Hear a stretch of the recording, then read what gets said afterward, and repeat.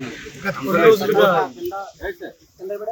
మాజీ శాసనసభ్యులు వల్లభనేని వంశీ గారు వైఎస్ఆర్ కాంగ్రెస్ పార్టీ నాయకులు ఏ విధంగా జైల్లో అనారోగ్యానికి పాల్పడుతున్నారన్నది మనందరం కూడా చూస్తున్నాం.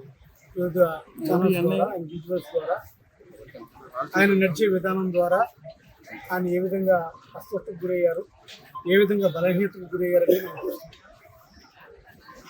ఏదైనా ఒక మనిషి రిపీటెడ్గా ఇల్లి హెల్త్కి పోయి హెల్త్ బాగోలేక వామిటింగ్స్ అవుతూ కాన్షియస్ లేక ఎక్కడ పడితే అక్కడ పడిపోతూ ఉన్న మనిషిని కూడా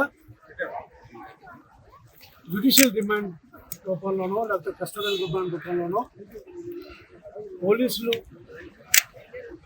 కోర్టులు చుట్టూ తిప్పుతూ ఒక కేసు కాదు, 2 కేసులు కాదు, 3 కేసులు కాదు, అనేక కేసులు పెడుతూ ప్రతి కేసులోనూ బెయిల్ వస్తుంటే బెయిల్ వచ్చే క్రమంలో మరొక కేసు పెడుతూ పీటీ వారెంట్లు పెడుతూ ఒక మనిషిని ఏ విధంగా హింసించాలో, ఏ విధంగా టార్చర్ చేయాలన్నది కొంతమంది పెద్దలు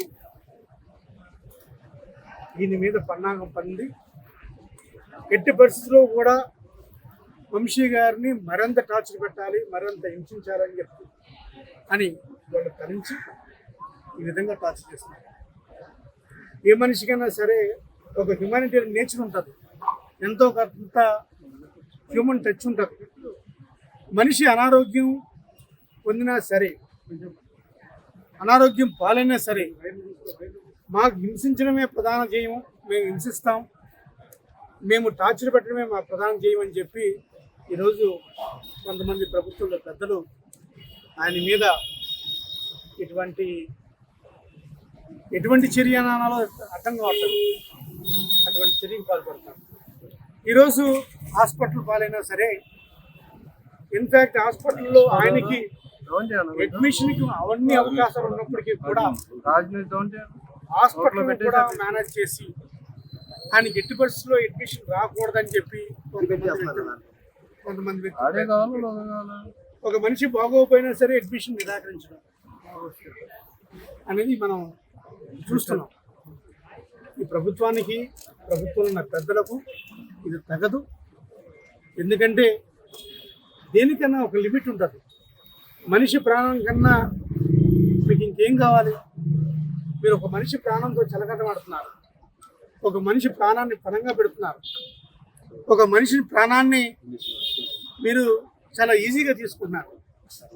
అన్నిసార్లు శాసనసభ్యుడికి ఎన్నికయ్యి, అన్నిసార్లు ప్రజలకు సేవ చేసి, అన్నిసార్లు ప్రజల మధ్యలో ఉండి, పోటీ చేసినప్పుడల్లా ప్రతిసారి గెలుస్తూ ప్రజల ఆశీస్సులు పొందిన వ్యక్తిని, ప్రజా నాయకుడిని ఈరోజు ఇంత టార్చర్ చేయడం ప్రభుత్వానికి, ప్రభుత్వ పెద్దలకు తగదని సార్. ఎమ్మెల్సీ ప్రోటోకాల్ ఉన్న మీ పట్ల కూడా దురుసుగా వ్యవహరిస్తున్నారు, లోపల రానివ్వట్లేదు.